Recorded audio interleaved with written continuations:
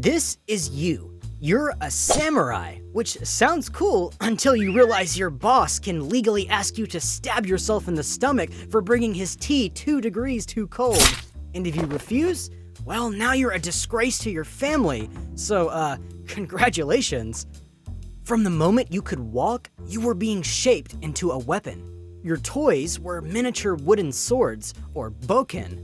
Your lullabies were poems about loyalty and death. And your bedtime stories were probably about guys cutting their stomachs open for honor. Your childhood consisted of beatings with a bamboo stick whenever your posture slouched, and shaving your head at 3 years old. You learned to write poetry before you learned to smile, because smiling too much makes you look weak, or insane. Either way, not great.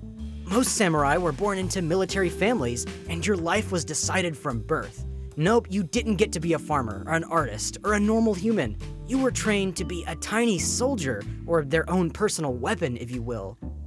By age 5, you began formal martial training. This includes kenjutsu, or swordsmanship, because slicing stuff was your entire job. You were trained in kyujutsu, or archery, because shooting people was noble too. Jujutsu, or hand-to-hand combat, in case you dropped your sword like a loser. Horsemanship, so you could look cool while murdering people, and swimming in armor, because apparently drowning was dishonorable too. So go ahead and try to swim in 50 pounds of armor on top of you. Kyujutsu, or archery, was important for you to master. If you couldn't shoot a target while riding a horse at full speed in full armor with no reins, you were considered trash. By 13, you were expected to be battle ready. Some were sent to real fights to prove themselves, even if they barely had pubes. If you didn't die, congratulations, you were officially a samurai.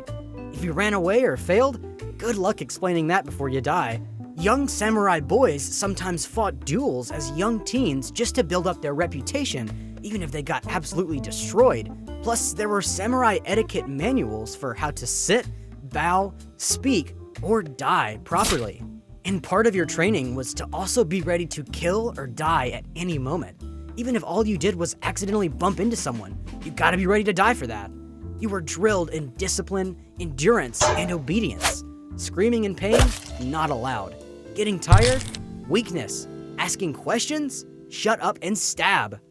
By far, the worst thing about being a samurai was a little something they called seppuku, which literally meant stomach cutting. A samurai would kneel formally in white robes, write a death poem, take a short sword, a tanto or wakizashi, cut into his own abdomen from left to right, then up while bleeding out.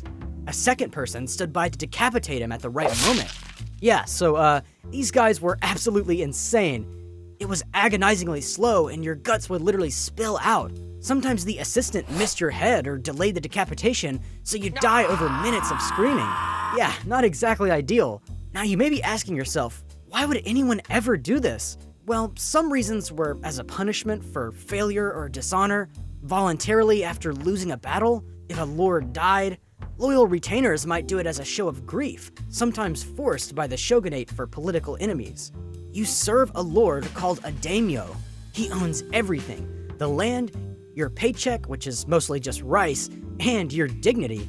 He might reward you with a new blade or a small piece of land if you do well, but he also might order you to die to make a political statement. Warfare sounds like it would be your specialty. And sure, you're trained in archery, sword fighting, horseback riding, spear technique, and possibly throwing fans that are somehow deadly, but battles are rare. Most of the time, you sit around polishing your sword and practicing how to kneel properly. The real wars? They're political. Backroom deals, shifting alliances. Half the time, your biggest enemy is another samurai in your own clan who wants your job, or your wife, or your horse. When you do get into battle, it's not exactly how it looks in the movies. It's hot, confusing, muddy, and terrifying.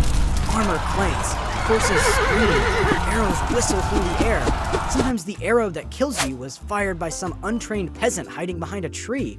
There goes 20 years of sword training, undone by a terrified teenager with a lucky shot and a bow made of bamboo.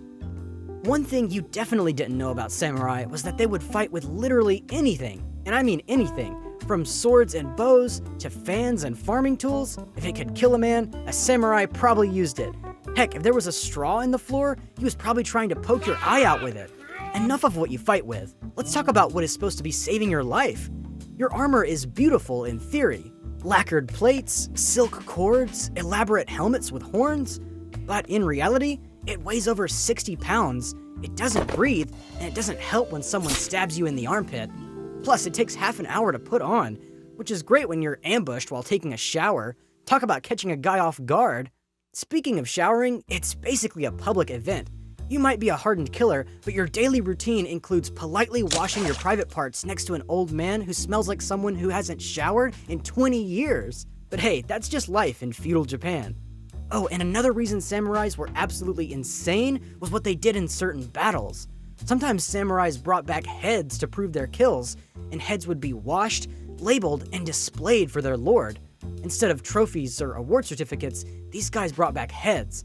Oh, and washed them. That is disgusting. By the time you're ready to settle down and get married, you didn't get to choose. Marriage is arranged. Love is optional. You marry the daughter of some merchant or lesser samurai, and she's expected to serve tea, obey you, and produce children. If she doesn't, that's her failure. And if you cheat, that's expected. If she cheats, she gets executed. Men would get married at around 20, while women were anywhere from 14 to 17 years old. Now, all girls weren't raised just to be married. Some families raised daughters as samurai too, called Onna Bugeisha, and they also trained in weapons and loyalty-based insanity. You also might fall in love with a geisha, but that love costs a monthly fee and comes with rules. If you fall in love with a peasant girl, that's even worse. Now you're dishonoring your family name. If you knock her up, congratulations, your child's a bastard. He gets nothing, except maybe your temper and ugly looks. You have no retirement, no pension. When you get too old to fight, you either become a wandering ronin, basically a homeless samurai, or you kill yourself to keep you from being homeless or making your family take care of you. There's no such thing as aging gracefully, only dying honorably.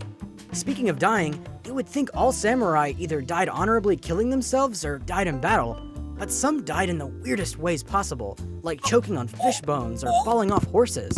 A few froze to death because they got too drunk at a winter festival. You can train your whole life to die with honor and still end up face down in a puddle, pants around your ankles because you tripped while peeing. And when you finally die, probably in a back alley, probably because someone owed someone else too much rice, you'll be remembered as just another samurai. Nothing more, nothing less. Which sounds cool, until you realize it definitely isn't.